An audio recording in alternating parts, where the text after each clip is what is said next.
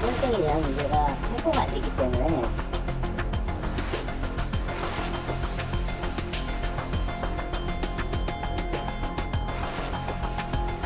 가스가 앞에 있는 곳은 바퀴가 가까이 가면 불도 붙기도 하고.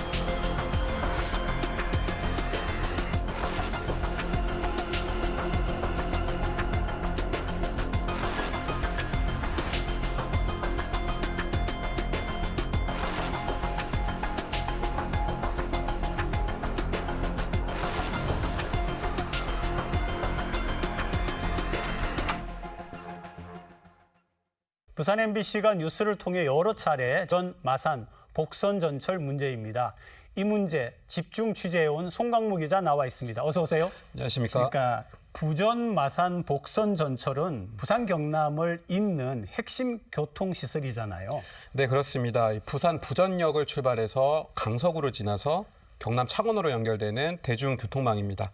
아직까지 이 두 지역을 연결하는 대중교통망이 부족하다 보니까 특히 부산과 경남 출퇴근을 하는 시도민들이 가장 기다리는 교통시설입니다. 2014년에 시작을 했다는데 10년째 개통도 못하고 공사 중이다. 무슨 말이에요? 네, 맞습니다. 당초 2020년 초에 개통을 하려고 했는데 그때 당시에 이 노선이 지나는 낙동강 아래 구간에서 공사를 하다가 터널 붕괴 사고가 있었습니다.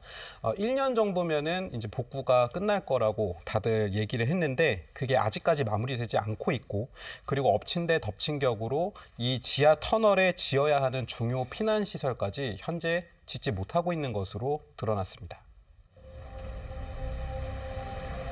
2020년 촬영된 부전 마산 복선전철 낙동터널 내부 영상입니다.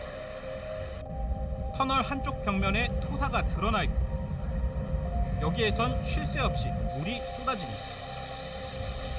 작업자들이 중장비와 모래를 동원해 물이 새는 걸 막아보지만 역부족입니다. 오히려 누수가 더 심해지면서 작업자들은 결국 대피해야 했고, 물이 빠진 뒤 2차례에 걸쳐 집안 침하가 발생했습니다.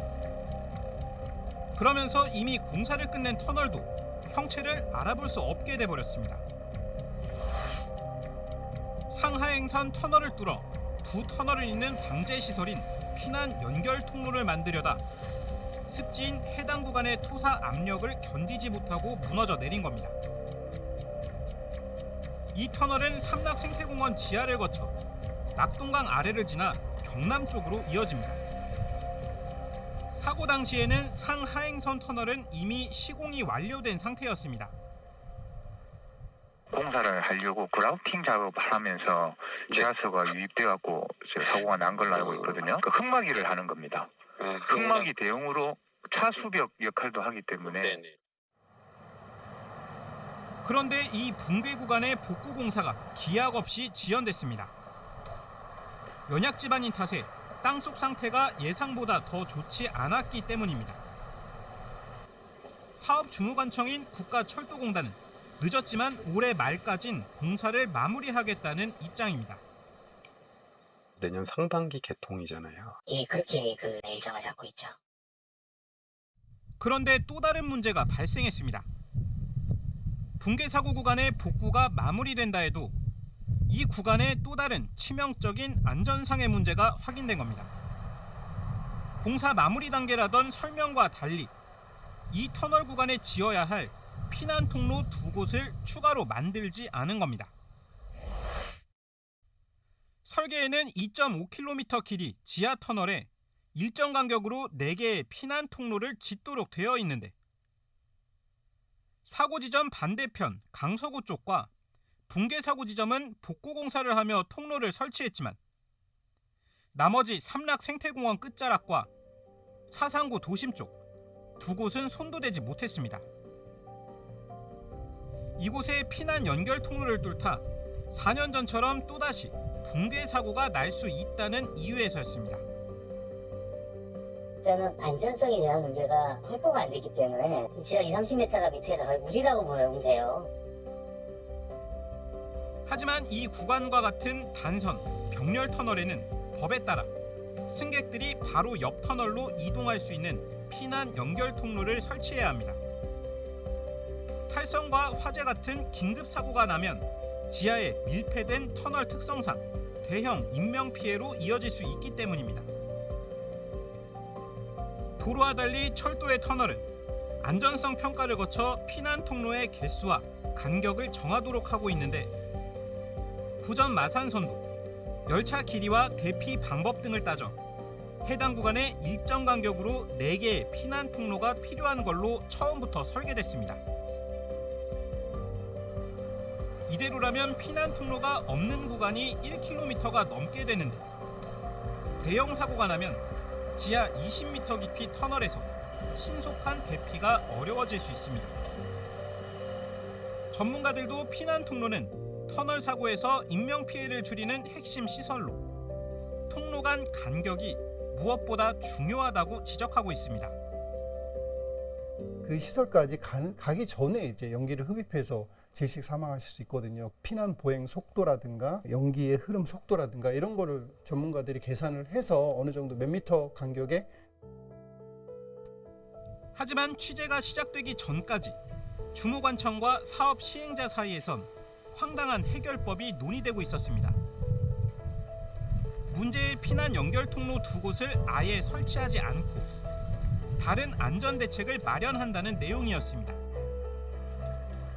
붕괴 사고 복구도 예정보다 훨씬 늦어졌고 공사비도 천정부지로 치솟는 상황에서 내년 개통을 맞추기 위한 꼼수 아니냐는 의혹까지 제기되고 있습니다. 피난 터널을 안 짓는 방향으로 지금 논의하고 계속 논의 중인 사안이고 시행사는 추가 방제 시설을 마련하고 터널 사이에 공사 작업용으로 뚫어놓은 횡갱을 피난 시설로 이용하겠다는 생각입니다.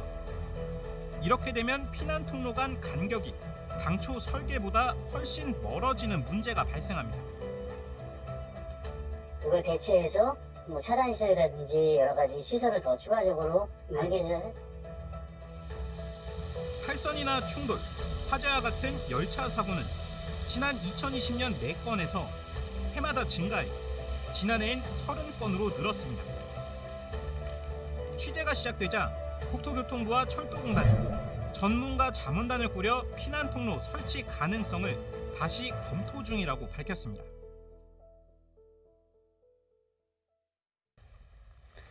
습지 연약 지반이라서 복구 공사가 늦어지고 있고 또 더 지어야 되는 피난 시설도 붕괴 사고가 날까 염려가 되어 가지고 못 짓는다 이런 얘기인데 그러면은 애초에 이렇게 위험한 곳에 철도 노선을 짓겠다고 한 거 그거 문제 아닙니까? 네, 맞습니다. 그 방금 말씀하신 의문에 저희가 답을 찾기 위해서 사업 주무관청인 국토교통부와 국가철도공단에 수차례 정보 공개를 요청했습니다.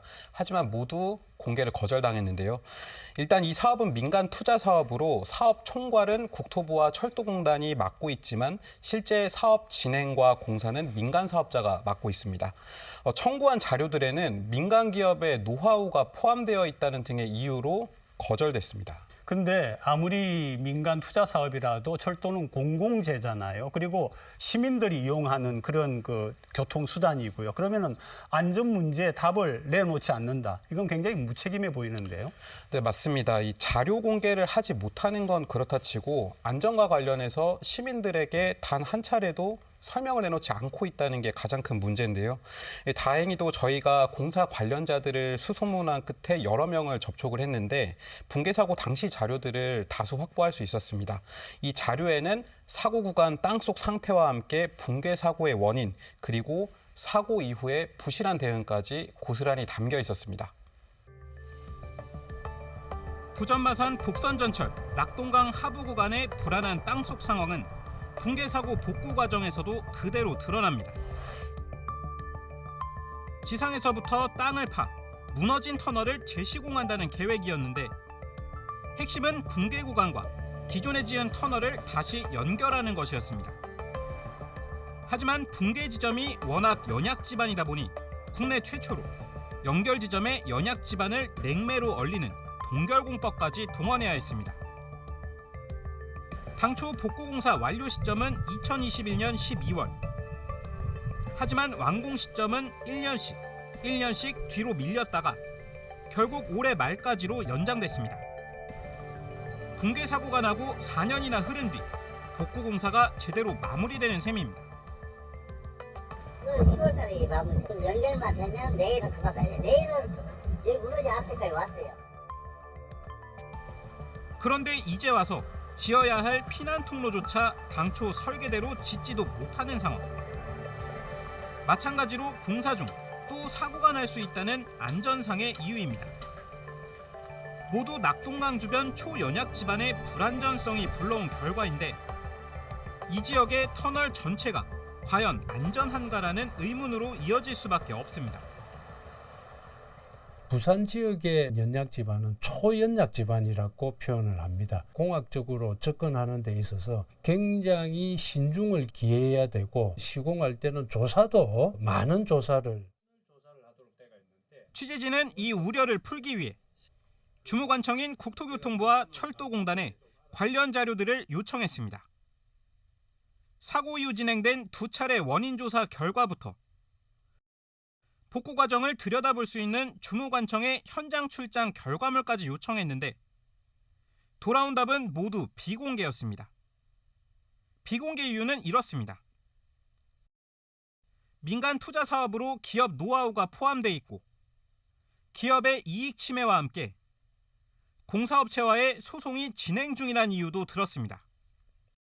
어쩔 수 없는 사고를 떠나는 걸 주장하는 상황이어서 재판 결과나 심리에 좀 영향을 미칠 수 있는 자료들이라. 취재진은 사업 관계자들을 수차례 접촉하는 과정에서 현재 땅속 상태를 확인할 수 있는 보고서를 단독 입수했습니다.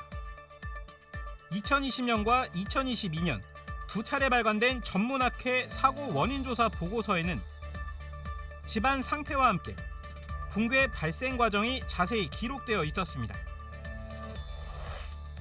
터널이 지나는 구간은 깊이 20에서 30m 모래층.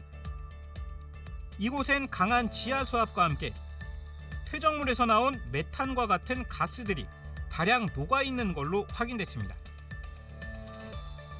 실제 사고 조사 과정에서 땅을 파자 수미터 높이로 가스가 분출되기도 했고 땅속으로 연결된 관에 가스 측정기를 넣자 다량의 가연성 가스가 검출되기도 했습니다.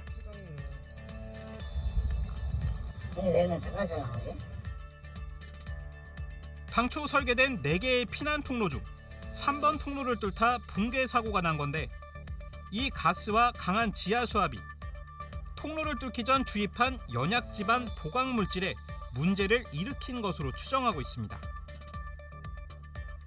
연약 지반을 다지기 위해 주입한 물질이 제대로 형성되지 않았고 이 상태에서 피난 통로를 짓기 위해 터널 측면을 뚫다 지하수가 유입돼 결국 터널 구조물의 균형이 무너진 걸로 분석했습니다.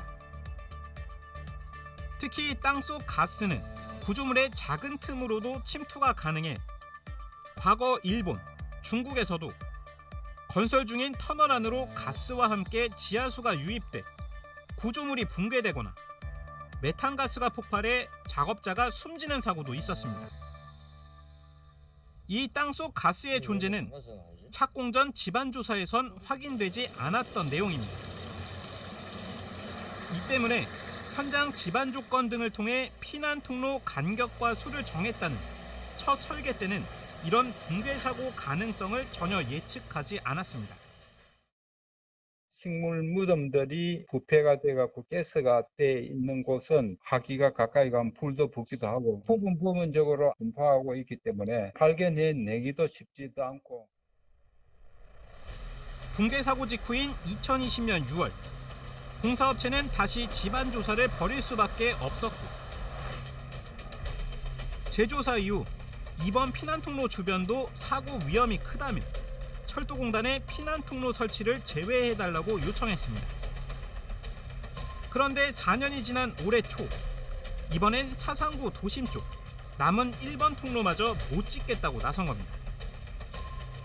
다시 조사해보니 1번 통로 주변도 사고 위험이 높다는 건데 사고 직후 진행된 집안 조사조차 부실했던 것 아니냐 비판이 제기되고 있습니다.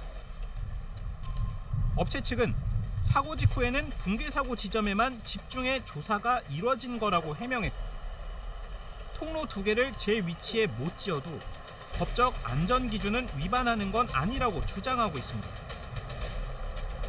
하지만 전문가 자문단은 피난 연결 통로 두 곳을 짓지 못하는 이유를 설명할 만한 객관적인 자료가 부족하다며 시행사와 시공사 측에 추가 자료를 요청한 상태입니다.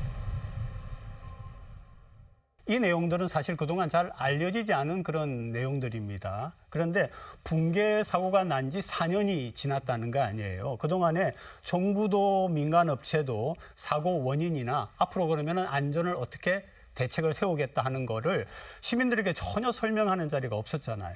네, 맞습니다. 보통 대형 사고가 나면은 조사를 하고 여기에 대해서 원인과 대책을 발표하는 게 일반적입니다.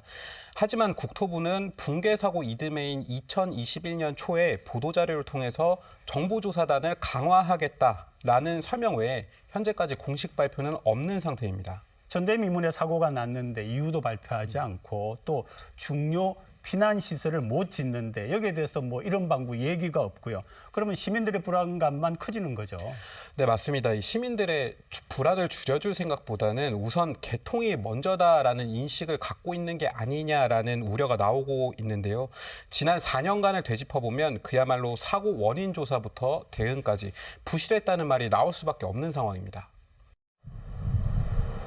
사고가 난 낙동강 구간 철도 지하화는 2009년 부산시가 도시 미관과 민원 등을 이유로 국토교통부에 건의하면서 진행됐고 이듬해 확정됐습니다. 연약 지반인 낙동강 하구에 처음으로 하저 터널이 생긴 겁니다. 하지만 지하수, 땅속 가스 등의 영향으로 공사 중 터널이 무너졌고 추가 피난시설도 위험하다며 못 짓는 상황. 하지만 부전마산 복선전철 낙동터널 구간 붕괴 이후 4년 동안 이 지역 지반 상태나 터널 안전과 관련한 정부, 기업의 공식 발표는 전혀 없었습니다. 붕괴 사고 이후 2차례 전문학회를 통한 원인 조사가 이루어졌고 정부 조사단까지 별도로 운영됐지만 정작 시설을 이용해야 하는 시민들에게는 어떠한 정보도 제공되지 않아 우려와 불안만 증폭시켰습니다. 원인 조사를 하고 나면은 일반인들도 확인할 수 있도록 정보 공개를 해야 되는 게 당연하고요. 안전하고 제대로 됐다는 것을 확인시켜 주기 위해 취재를 통해 확인한 지난 4년간의 기록들을 보면 이해할 수 없는 지점들이 계속해서 나타나고 있습니다. 2020년 붕괴 사고 이후 정부는 사고 원인 조사단을 꾸렸지만 당시 조사 권한을 사고를 낸 사업자에게 주면서 논란이 일기도 했습니다. 이런 사실은 당시 국정감사에서도 질타를 받기도 했습니다. 그 회사가 선정한 학회에 조사를 맡겼습니다. 처음부터 공정성에 대한 문제가 제기되었습니다. 그렇지 않습니까? 네, 그런 측면이 있습니다. 그런데 이후 진행된 2022년 두 번째 조사 역시 상황은 마찬가지였습니다. 대한토목학회 사고 원인 조사 용역 역시 발주자는 사고를 낸 사업 시행자였는데 사고 책임 소재를 규명할 중요한 조사를 붕괴 사고 당사자가 2차례나 직접 돈을 내고 셀프 조사한 셈입니다. 두 보고서에는 붕괴 사고 과정과 집안 상태 등에 대해선 나름 자세한 분석을 내놨지만 정작 사고 책임 부분을 두곤 시공관리가 아쉽다는 애매한 표현으로 마무리했습니다. 시공의 문제가 아닌 말 그대로 자연적이고 불가항력적인 이유로 사고가 났다는 건데 이 말이 맞다면 안전 우려는 더 커질 수밖에 없습니다. 개통 뒤에는 열차가 빠른 속도로 터널을 통과하며 강한 대기 압력과 진동을 추가로 일으키게 되는데 또다시 자연적이고 불가항력적인 이유로 사고가 나진 않을 거란 보장이 없는 겁니다. 실제 개통을 얼마 안 남긴 현재 터널 일부 구간에선 아직 물이 새고 있다는 사실도 추가로 확인됐습니다. 누수 지점은 과거 터널 붕괴 지점 인근부터 사상역 쪽 150m 길이 구간으로 추정되는데 해당 구간에 적용된 공법은 터널 외부에도 방수 작업을 하기 때문에 내부로는 누수가 있어선 안 됩니다. 누수 사실을 확인한 전문가 자문단도 터널 자체의 안전뿐 아니라 부식, 전기시설의 문제를 일으킬 수 있는 만큼 누수의 정확한 원인을 찾는 게 중요하다고 지적하고 있습니다. 하지만 시공사는 이마저도 공사 중 발생할 수 있는 흔한 문제라고 설명하고 있습니다. 안 그런 터널은 없습니다. 집수형이라는 게 있고 유도 배수라는 게 있고 저희가 당연히 지금 당연히 막을 수 있다고 다 보고 있는. 안전 우려와 함께 피해는 고스란히 시민들 몫이 되고 있습니다. 10년 가까이 됩니다. 그런데 이거 한다고 운동도 좀 밑에 가만히 애기 되고 산책도 못해. 그동안 MBC가 뉴스를 통해 보도한 기사들에 딸린 온라인 댓글 의견들도 시공 능력과 관리 부실 지적부터 개통해도 위험해서 안 탄다, 왜 낙동강 아래로 지었느냐는 내용이 줄을 이뤘습니다. 대부분 안전이라는 키워드로 묶이는 내용들입니다. 수년간 지금 지연이 되고 있고요. 향후에 개통이 된다 하더라도 과연 누가 관심을 하고 탈 수 있을지 사실 많은 우려가 들기 때문에 시민들은 아예 문제의 구간을 다시 지상화하자는 의견을 밝히고 있지만 낙동강 구간을 다시 지상화하기 위해서는 지하로 지은 연결 구간들을 모두 뜯어내야 해 현실적으로 실현되기도 쉽지 않은 상황입니다.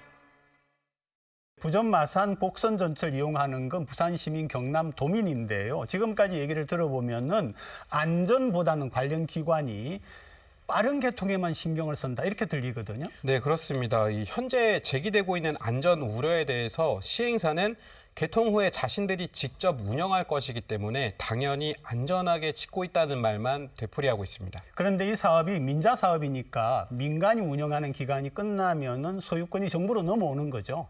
네, 맞습니다. 이 민자 운영 기간은 20년인데요. 안전 문제를 처음부터 제대로 잡지 못하면 그 유지, 보수를 포함한 모든 부담이 20년 뒤에는 전부 정부로 넘어오게 된다는 의미입니다. 개통은 언제 됩니까? 네, 이 피난 연결 통로 문제와 안전 점검 등으로 내년 상반기 개통은 사실상 어렵다는 게 중론입니다. 특히 시행사에서도 피난 시설을 원래 설계대로 지어야 한다면 내년 개통은 못한다는 입장을 밝혀왔습니다. 또 안전 문제도 굉장히 중요한데 또 하나 문제가 개통 이후에도 커다란 과제가 남아있다고 들었거든요. 네, 맞습니다. 이 복구 공사비 부담 문제인데요. 그 낙동터널 붕괴 사고 구간에 이 복구 추가 비용만 1조 원에 달할 것으로 알려져 있습니다. 당초 착공 전에 계획된 전체 사업비가 1조 5천억 원인 점을 고려하면 상당한 추가 금액인데요. 이 비용 부담을 놓고 국토부와 민간업체가 소송까지 예고하고 있어서 향후 큰 논란거리가 될 것으로 예상됩니다. 시민들을 위하여서 안전하게 빨리 지어져야 될 것 같습니다. 송 기자 수고 많으셨습니다. 예, 고맙습니다. 감사합니다. 네.